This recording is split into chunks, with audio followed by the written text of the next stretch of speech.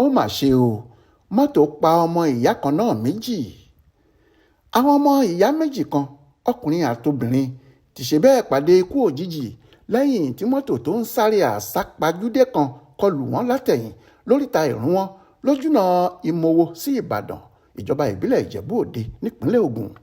Gẹ́gẹ́ bí agbẹnusọ àjọ tó ń rí sí ìgbòkègbodò ọkọ̀ nípínlẹ̀ náà, Ogun State Traffic Compliance and Enforcement Agency (TRACE) Bọ́lájí Akínbíyì ṣe sọ lọ́jọ́ Ajé ọjọ́ 11 oṣù kẹta ọdún yìí. Ó ní àárọ̀ kùtùkùtù ọjọ́ Ajé Monday ni mọ́tò pa àwọn ọmọ ìyá méjèèjì náà.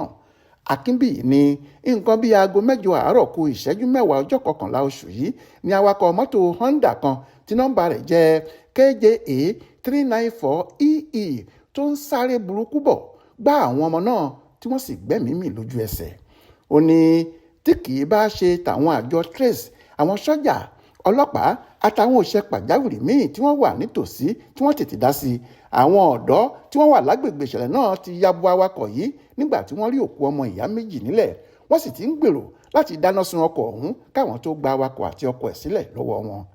Ó ní gẹ́gẹ́ bí àwọn tọ́rọ̀ ṣojú wọn ṣe sọ, eré burúkú ni awakọ̀ Honda yẹn ń bá bọ̀ kó tó sọ ìjánu rẹ̀ nù. Nítorí bẹ́ẹ̀ ló ṣe lọ dáàbò àwọn ọmọ méjèèjì tí wọ́n ń rìn lọ lẹ́gbẹ̀ẹ́ títì tó sì pa wọ́n síbẹ̀. Àmọ́ nítorí bí àwọn àjọ TRACE, àwọn sọ́jà àtàwọn ọlọ́pàá ṣe tètè dá sí ní kò jẹ́ kí wọ́n pa awakọ̀ ọ̀hún síbẹ̀ o.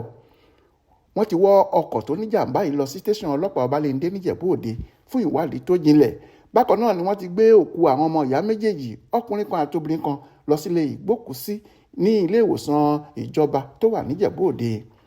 Nígbà tó ń bá àwọn mọ̀lẹ́bí àwọn ọmọ tó kú dárò lórúkọ àjọ TRACE, Akínbíyì lo àǹfààní náà láti kìlọ̀ fáwọn onímọ́tò láti yàgò fún eré àsápajúdé lójú pópó kí àwọn èèyàn tó ń rìn lójú títì náà sì máa fura.